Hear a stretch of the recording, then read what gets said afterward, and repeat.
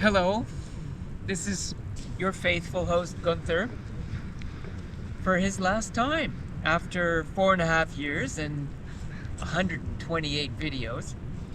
I've decided to hand this channel over to a new host for 2025, somebody who will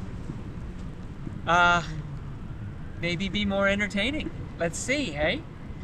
So without further ado, goodbye, and here is Eric.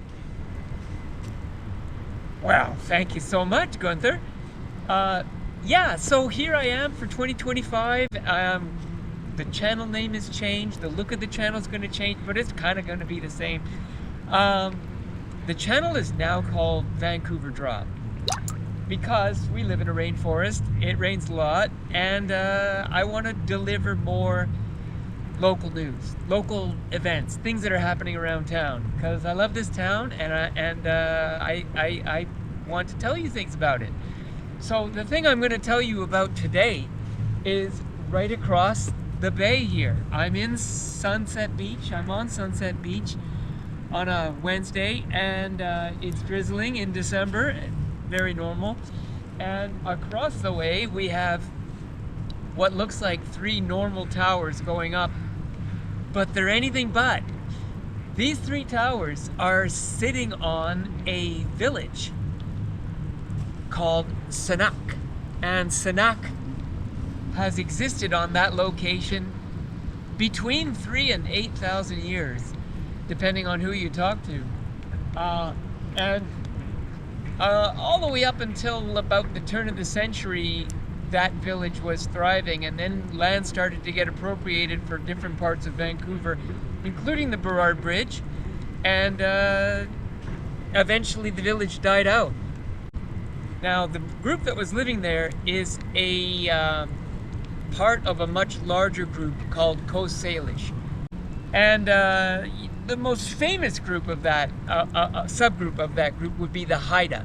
And you may have heard of the Haida even if you're not from Canada. They're sort of the most famous of the West Coast, First Nations people. They live on Vancouver Island and further north in Haida Gwaii, which used to be called Queen Charlotte Island.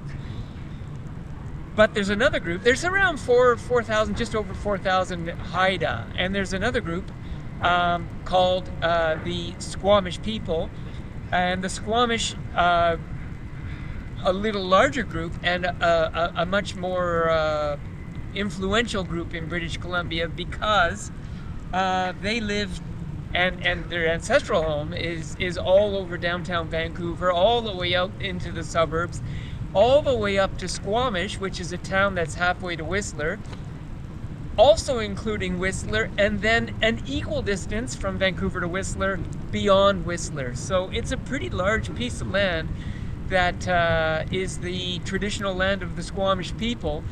But today their head office is actually in North Vancouver, and there's their largest part of their population is in North Vancouver.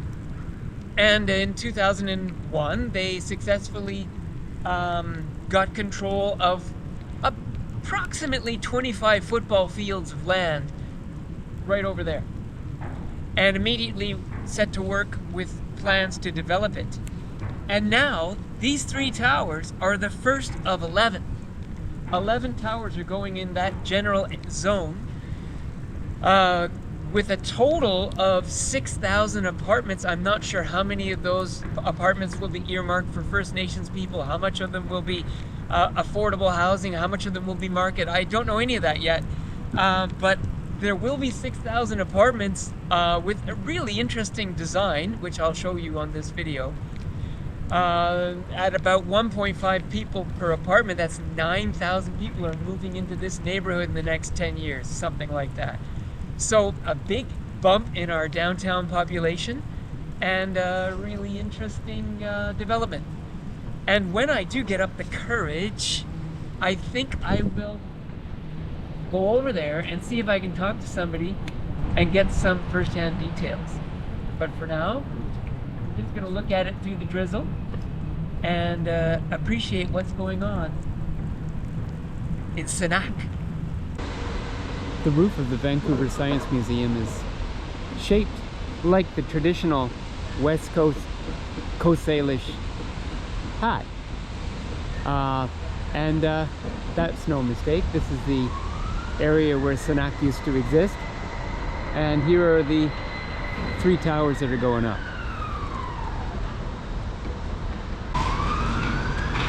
Well, I'm much closer now. There's a 3rd tower out of your view, but you get the idea from these 2. Balconies look really cool. I like the way they're curved on one end.